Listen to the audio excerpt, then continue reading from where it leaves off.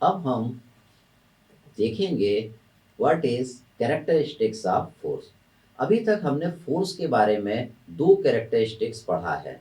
हमने ये पढ़ा है कि force is a vector quantity, it has got magnitude and direction. अब आप फोर्स के बारे में दो और कैरेक्टरिस्टिक्स पढ़ेंगे। थर्ड आप ये पढ़ेंगे it has got point of application, और फोर्थ आप पढ़ेंगे इट हैज गॉट नेचर। हमको फोर्स के बारे में ये चारों कैरेक्टरिस्टिक्स क्यों पता होना चाहिए? हमको फोर्स के बारे में ये चारों कैरेक्टरिस्टिक्स इसलिए पता होना चाहिए क्योंकि हमको ये पता करना है कि गिवन फोर्स का गिवन बॉडी पे क्या इफेक्ट होगा। हमको ये पता करना है कि अगर मैंने एक बॉडी ली, इस बॉडी पे अगर मैंने ये फोर्स लगाया तो ये फोर्स इस बॉडी को चला पाएगा या नहीं चला पाएगा, और अगर चलाएगा तो बॉडी का एक्सेलरेशन क्या कितना होगा। अगर ये पता करना है तो फोर्स के बारे में ये चारों कैरेक्टरिस्टिक्स आपको पता होना चाहिए। तो फोर्स, अगर आपने आपको मालूम है, खाली मैग्नीट्यूड मालूम है, अगर 5 न्यूटन का फोर्स इस बॉडी पे लग रहा है तो इस बॉडी का अलग एक्सेलरेशन होगा। अगर इस पे मैं 500 न्यूटन का फोर्स लगा दूं तो उस फोर्स का इस बॉडी पे अलग एक्सेलरेशन होगा। मतलब अगर आपको इफेक्ट पता करना है तो कम से कम मैग्नीट्यूड तो आपको पता होना ही चाहिए। लेकिन अगर आपको डायरेक्शन, पॉइंट ऑफ एप्लीकेशन और नेचर आपको नहीं पता है तो आप एग्जैक्ट इफेक्ट इस पे फोर्स का नहीं बता पाएंगे। वो हम अभी देखेंगे। फोर्स की यूनिट जो आपको मिलेगी, न्यूटन मिलेगी, किलो न्यूटन मिलेगी, किलोग्राम फोर्स मिलेगी, और टन फोर्स में आपको फोर्स की यूनिट मिलेगी। तो पहला इफेक्ट क्या पता करना है कि ये फोर्स बॉडी को चला पाएगा या नहीं चला पाएगा, और चलाएगा तो इस बॉडी का एक्सेलरेशन कितना होगा। तो उसके लिए आपको फोर्स के बारे में ये चारों कैरेक्टरिस्टिक्स पता होना चाहिए। सेकंड, हमको ये इफेक्ट पता करना है, अगर ये बॉडी आपकी चल रही है तो इस बॉडी पे मैंने अपोजिट डायरेक्शन में एक फोर्स लगाया, तो ये फोर्स इस बॉडी को रोक पाएगा या नहीं रोक पाएगा, और अगर रोकेगा तो कितने डिस्टेंस पे ले जाके रोकेगा। ये पता करना है तो फोर्स के बारे में ये चारों कैरेक्टरिस्टिक्स आपको फोर्स की मालूम होना चाहिए। ये बॉडी है, इस बॉडी पे मैंने इस तरीके से फोर्स लगाया, तो ये फोर्स इस बॉडी के अंदर इंटरनल स्ट्रेसेस डेवलप कर पाएंगे या नहीं कर पाएंगे, और अगर करेंगे तो कितना इंटरनल स्ट्रेसेस डेवलप करेंगे। अगर मुझे ये पता करना है तो फोर्स के बारे में ये चारों कैरेक्टरिस्टिक्स आपको पता होना चाहिए। तो आपको देखिए, अगर मैं आपको खाली मैग्नीट्यूड दे दूं और अगर मैं आपको डायरेक्शन नहीं बताऊं, ठीक है, मैं बोल दूं कि एक बॉडी है, इस बॉडी पे दो फोर्स लग रहे हैं, मैग्नीट्यूड तो बता दिया कि दोनों फोर्स कितने के हैं, 5-5 न्यूटन के हैं, लेकिन अगर मैं डायरेक्शन नहीं बताऊंगा तो आप इसका इफेक्ट पता नहीं कर सकते हैं। देखिए, दो फोर्स इस तरीके से भी लग सकते हैं इस बॉडी पे, इस बॉडी पे दो फोर्स इस तरीके से भी लग सकते हैं, दो फोर्स इस बॉडी पे इस तरीके से भी लग सकते हैं, और इन दोनों फोर्स का तीनों बॉडी पे अलग अलग इफेक्ट है। इस बॉडी पे 10 न्यूटन का इफेक्ट मिलेगा, इस पे 0 इफेक्ट मिलेगा, इस बॉडी पे इन दोनों का रिजल्टेंट मिलेगा। इन दोनों का रिजल्टेंट का मैग्नीट्यूड और डायरेक्शन निकालने के लिए हमको पढ़ना है composition and resolution of force. मतलब अगर आपको इफेक्ट पता करना है तो मैग्नीट्यूड के साथ डायरेक्शन भी आपको पता होना चाहिए।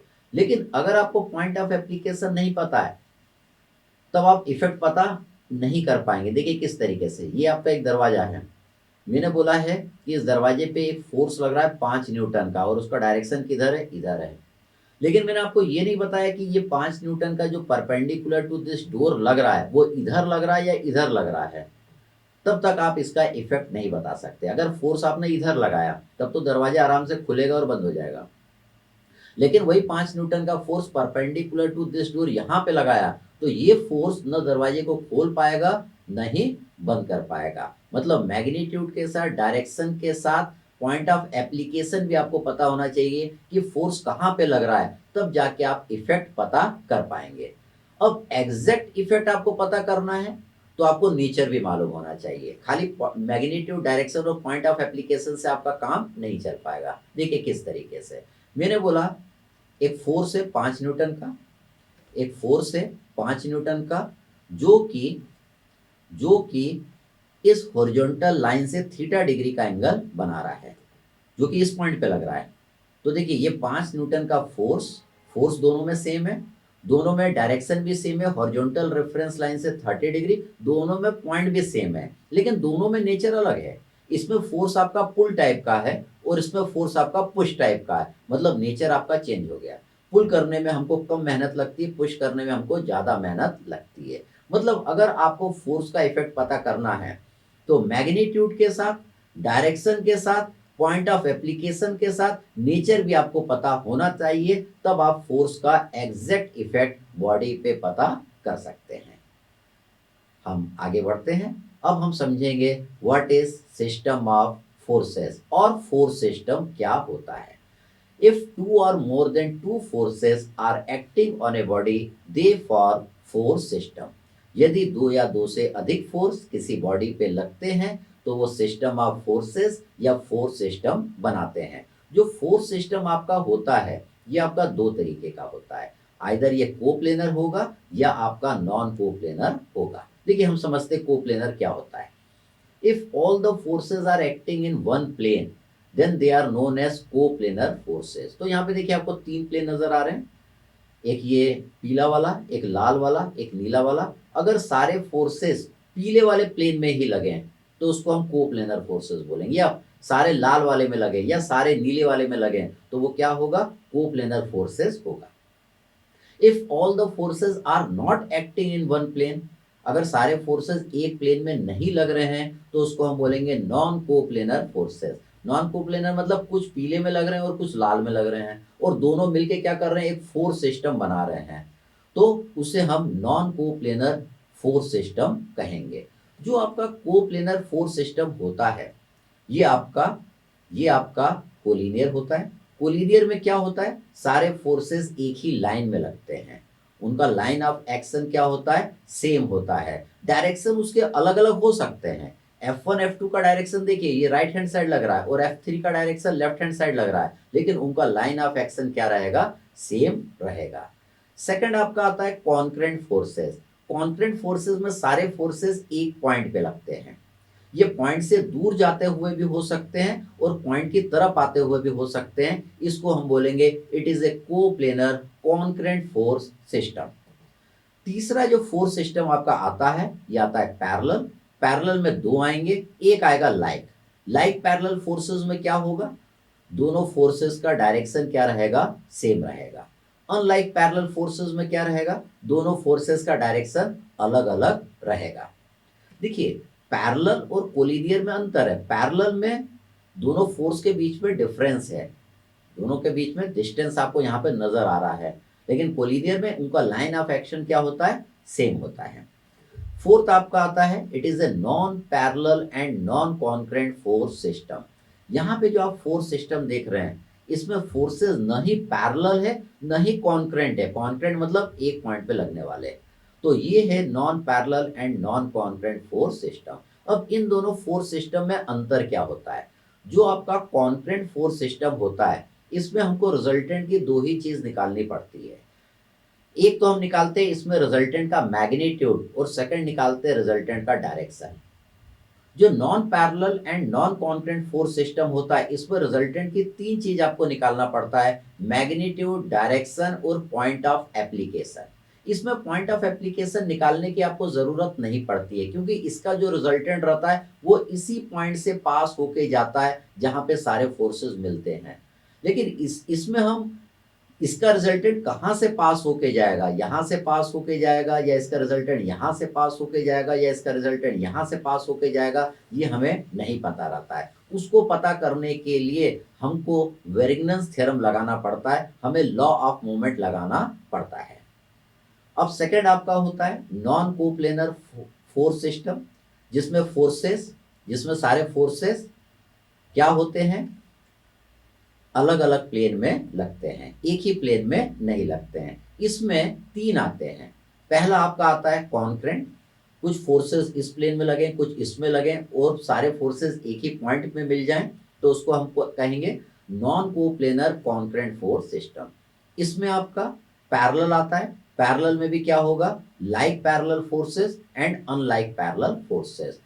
लाइक और अनलाइक आपका किस तरीके से होगा हम इसमें देखते हैं। मान लीजिए इसमें फोर्सेस नीचे की ओर इस तरीके से लग रहे हैं, कुछ इस प्लेन में लग रहे हैं और कुछ इस प्लेन में लग रहे हैं, ये लाइक पैरेलल फोर्सेस हो गए। ये भी नीचे लग रहा है और ये भी, लेकिन ये दोनों पीले वाले प्लेन में लग रहा है और ये लाल वाले प्लेन में लग रहा है। They are non coplanar like parallel forces. They are non coplanar like parallel forces. इसी तरह अनलाइक हो जाएगा, दो फोर्स यहाँ पे नीचे लगे और यहाँ पे एक फोर्स ऊपर लगे, तो उसको हम बोलेंगे नॉन कोप्लेनर और अनलाइक पैरेलल फोर्सेस।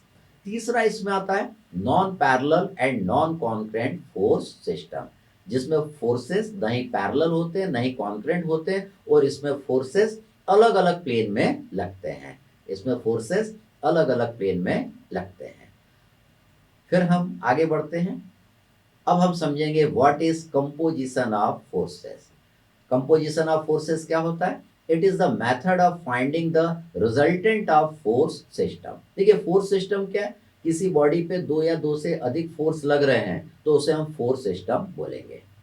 अब उस फोर्स सिस्टम का हमको क्या निकालना है? रिजल्टेंट निकालना है। रिजल्टेंट निकालना है मतलब वो सिंगल फोर्स निकालना है जो कि उस बॉडी पे वही इफेक्ट डाले जो कि सारे फोर्सेस मिलके डाल रहे हैं, तो हमको कंपोजिशन ऑफ फोर्सेस करना पड़ेगा। तो रिजल्टेंट निकालने के दो तरीके होते हैं। एक आपका होता है एनालिटिकल मेथड और सेकंड आपका होता है ग्राफिकल मेथड। एनालिटिकल मेथड में हम दो मेथड पढ़ते हैं, पैरेललोग्राम लॉ ऑफ फोर्सेस और सेकंड पढ़ते हैं method of resolution. Graphical method में हम पढ़ेंगे triangle law of forces, second हम पढ़ेंगे पॉलीगॉन लॉ ऑफ फोर्सेस। हमारी जो मैकेनिक्स चालू होगी मेथड ऑफ रिजोल्यूशन से चालू होगी, क्योंकि मेथड ऑफ रिजोल्यूशन में हमें पैरेललोग्राम लॉ ऑफ फोर्सेस के थोड़े से कंसेप्ट का यूज करना पड़ेगा, इसलिए हम पहले देखेंगे what is parallelogram law of forces. हमारे प्रैक्टिकल में पैरेललोग्राम लॉ ऑफ फोर्सेस भी है, ट्रायंगल लॉ ऑफ फोर्सेस भी है और पॉलीगॉन लॉ ऑफ फोर्सेस भी है। तो पहले हम देख रहे हैं what is parallelogram law of forces. हम जानते हैं पैरेललोग्राम लॉ ऑफ फोर्सेस क्या होता है। पैरेललोग्राम लॉ ऑफ फोर्सेस कहता है if two forces are represented in magnitude and direction by the two adjacent side of a parallelogram then the diagonal of the parallelogram will represent the magnitude and direction of the resultant of two forces। देखिए यहाँ पे आपको two forces दिए हुए हैं, इन दोनों forces के बीच का जो एंगल है वो थीटा है। ये दोनों फोर्सेस को लेके हमने एक पैरेललोग्राम बना लिया है। हमको इन दोनों फोर्सेस का रिजल्टेंट निकालना है। तो इन दोनों फोर्सेस का रिजल्टेंट क्या आएगा? जो कि इस पैरेललोग्राम का डायगोनल होगा। इन दोनों फोर्सेस का रिजल्टेंट कितना आएगा? जो कि इस पैरेललोग्राम का डायगोनल होगा। तो हमें इस आर की वैल्यू निकालना है, इसके डायगोनल की वैल्यू निकालना है। इसके डायगोनल की वैल्यू निकालने के लिए हम थोड़ा सा कंस्ट्रक्शन कर लेते हैं। हम क्या करते हैं, यहाँ से लाइन को नीचे ले आते हैं और इस लाइन को यहाँ पे मिला देते हैं। अब देखिए यहाँ पे ये जो आपका एंगल आ रहा है वो इस एंगल के बराबर आएगा। ये दोनों एंगल आपके बराबर आएंगे क्योंकि ये दोनों आपके करस्पॉन्डिंग एंगल्स हैं, तो इसको मैंने लिख दिया थीटा।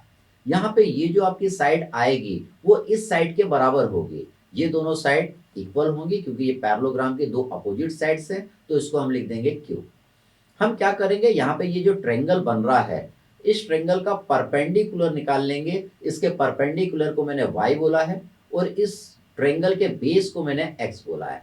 तो मुझे y और x निकालना है। y निकालने के लिए मैं साइन थीटा लगा दूंगा। साइन थीटा क्या होता है? Perpendicular upon hypotenuse. इससे y की वैल्यू आ जाएगी, y कितना आएगा? q साइन थीटा आएगा। यहाँ पे हम बेस निकाल लेंगे। बेस निकालने के लिए हम क्या करते हैं? कॉस थीटा लगाते हैं। कॉस थीटा होता है बेस अपॉन हाइपोटेन्यूज। इससे बेस x निकल आएगा। x की वैल्यू कितनी आएगी? q cos theta. तो यहाँ पे इस y को हटा देते हैं, y की वैल्यू पुट कर देते हैं। इसको हमने लिखा q साइन थीटा। यहाँ पे x को हटा देते हैं, x की वैल्यू पुट कर देते हैं। इसको हमने लिखा x कॉस थीटा। अब इन सबको हम हटा देते हैं। इसको हटाने के बाद हम यहाँ पे एक बड़ा ट्रायंगल बना लेते हैं। इस बड़े ट्रायंगल का हमको हाइपोटेन्यूज निकालना है। इस बड़े ट्रायंगल का हाइपोटेन्यूज निकालना है जो कि इन दोनों फोर्सेस के रिजल्टेंट के मैग्नीट्यूड के जितना है, जो कि इस पैरेललोग्राम के डायगोनल के जितना है। तो हम पाइथागोरस थ्योरम लगाएंगे। पाइथागोरस थ्योरम कहता है hypotenuse square is equal to perpendicular square plus base square. तो देखिए हमने यहाँ पे पाइथागोरस थ्योरम लगाया। परपेंडिकुलर कितना है? q साइन थीटा का होल स्क्वायर। बेस कितना है? p प्लस क्यू का कॉस थीटा का होल स्क्वायर। देखिए p plus Q cos theta को हम एक्सपांड कर लेंगे, इसको a प्लस बी का होल स्क्वायर वाला फॉर्मूला बन जाएगा। ये आपका बन गया p square plus 2pq cos theta plus q square cos square theta. यहाँ पे q square sine square theta और यहाँ पे q square cos square theta है। q स्क्वायर हम कॉमन ले लेंगे तो बचेगा sine square theta plus cos square theta. हम जानते हैं sine square theta plus cos square theta 1 होता है। इसको सॉल्व करेंगे तो आपका आर की वैल्यू आपको मिल जाएगी। यहाँ पे आर आएगा, R square is equal to P square plus Q square plus 2pq cos theta. इसको हम लिख सकते हैं R is equal to under root of P square plus Q square plus 2pq cos theta. Theta क्या है? इन दोनों force के बीच का एंगल है। पी और क्यू फोर्स के बीच का एंगल कितना है? यहाँ पे थीटा है। अभी तो रिजल्टेंट का मैग्नीट्यूड आया, अब हमें रिजल्टेंट का डायरेक्शन निकालना है। देखिए रिजल्टेंट का डायरेक्शन ये वाला एंगल निकालना है। इस एंगल को मैंने अल्फा बोला। ध्यान दीजिएगा यहाँ पे जो मैं अल्फा निकाल रहा हूँ वो पी वाली साइड से निकाल रहा हूँ। पी वाला अपना हॉरिजॉन्टल वाली साइड है और क्यू अपना इंक्लाइंड है, जिसको हम वर्टिकल बाद में मान के चलेंगे। अब हमको ये अल्फा निकालना है। अल्फा निकालने के लिए ये जो राइट एंगल ट्रायंगल आपको नजर आ रहा है, इसमें मैं टेन अल्फा लगाऊंगा। टेन अल्फा क्या होगा? परपेंडिकुलर अपॉन बेस होगा। परपेंडिकुलर कितना है? क्यू साइन थीटा, और बेस कितना है? P plus Q cos theta है आपका। तो इससे आपको इस रिजल्टेंट का एंगल भी पता चल जाएगा। इसका थोड़ा सा मैं एप्लीकेशन अपने प्रॉब्लम में करके बताता हूँ। यहाँ पे दोनों फोर्सेस एक ही डायरेक्शन में लग रहे हैं, यहाँ पे डायरेक्शन अलग अलग है, और यहाँ पे दो फोर्स के बीच का एंगल 90 डिग्री है। तो यहाँ पे एंगल 0 डिग्री, यहाँ पे एंगल 180 डिग्री, यहाँ पे दो फोर्स के बीच का एंगल 90 डिग्री। तो थीटा आपका चेंज होगा। पहले केस में मैं थीटा 0 पुट करूंगा, बीच वाले में थीटा 180 पुट करूंगा, थर्ड वाले केस में मैं थीटा 90 आप यहाँ पे पुट करूंगा। तो देखिए पहले केस में मैंने थीटा 0 डिग्री पुट करा, तो आपका फॉर्मूला बन गया under root of P square plus Q square plus 2pq cos zero. Cos zero आपका 1 होता है, तो आपका फॉर्मूला ये बन जाएगा under root of P square plus Q square plus 2pq। तो P square plus Q square plus 2pq क्या होता है? ये तो p प्लस क्यू का होल स्क्वायर होता है। तो इसको आप लिख सकते हैं R is equal to P plus Q. तो यहाँ पे p प्लस क्यू को ऐड कर देंगे, तो यहाँ पे रिजल्टेंट आपका कितना आ जाएगा? 10 न्यूटन का आ जाएगा। सेकंड केस में इसमें रिजल्टेंट निकालना है, तो यहाँ पे थीटा 180 डिग्री हम पुट कर देंगे। यहाँ पे थीटा मैंने 180 डिग्री पुट कर दिया। कॉस 180 कितना होता है? -1 होता है। तो यहाँ पे हम लिख सकते हैं P square plus Q square minus 2pq।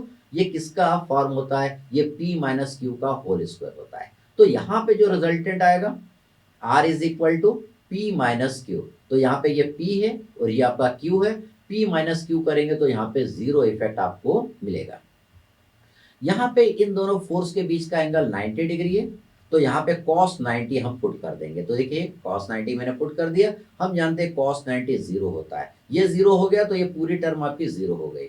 ये पूरी टर्म आपकी जीरो हो गई, तो आपका फॉर्मूला बन गया r is equal to under root of P square plus Q square. ये तो रिजल्टेंट, इन दोनों का रिजल्टेंट का मैग्नीट्यूड आया। ये p है और ये आपका q है। तो देखिए इसका रिजल्टेंट इस तरीके से इस डायरेक्शन में लगेगा। अब हमको इसके रिजल्टेंट का एंगल भी निकालना है, यहाँ से अल्फा निकालना है। तो यहाँ पे देखिए इन दोनों फोर्स के बीच का एंगल 90 डिग्री है। यहाँ पे इन दोनों फोर्स के बीच का एंगल कितना है? 90 डिग्री है। तो यहाँ पे ये जो थीटा है, ये थीटा हम कितना पुट करेंगे? यहाँ पे 90। तो क्यू साइन 90, बेटा साइन 90 आपका कितना होता है? साइन 90 1 होता है। कॉस 90 कितना होता है? 0 होता है। तो ये आ जाएगा q डिवाइडेड बाई p। तो यहाँ पे हम लिखेंगे टेन अल्फा। टेन अल्फा हमने कितना लिखा? q डिवाइडेड बाय p हमने लिखा। इस तरीके से हम क्या करेंगे? पैरेललोग्राम लॉ लगा के रिजल्टेंट का मैग्नीट्यूड और डायरेक्शन निकालेंगे। जब हम मेथड ऑफ रेजोल्यूशन करेंगे तो उस केस में यहाँ पे ये होगा हॉरिजॉन्टल कंपोनेंट का एल्जेब्रिक सम निकला करेगा इस तरीके से। यहाँ पे वर्टिकल कंपोनेंट का एल्जेब्रिक सम आप करेंगे तो सिग्मा v इस तरीके से निकला करेगा। तो जो q होगा वो आपका सिग्मा v हो जाएगा, जो p आपका होगा वो आपका सिग्मा h हो जाएगा। तो उस केस में r is equal to under root of sigma h का whole square plus sigma v का होल स्क्वायर हम करेंगे। उस केस में रिजल्टेंट का हम एंगल निकालने के लिए q आपका कितना है? सिग्मा v के जितना लिया करेंगे, और p आपका कितना है? सिग्मा h के जितना। p आपका कितना रहेगा? सिग्मा h के जितना हम लिया करेंगे। ठीक, तो इस तरीके से हम क्या करेंगे? मेथड ऑफ रेजोल्यूशन और पैरेललोग्राम लॉ ऑफ फोर्सेस लगा के रिजल्टेंट का मैग्नीट्यूड और डायरेक्शन हम निकाला करेंगे। तो उसमें ध्यान रखिएगा q की जगह मैं सिग्मा v लिया करूंगा और p की जगह मैं सिग्मा h लिया करूंगा। तो यहाँ पे सिग्मा h का whole square plus sigma v का होल स्क्वायर अंडर रूट करेंगे तो रिजल्टेंट का मैग्नीट्यूड आपको पता चल जाएगा।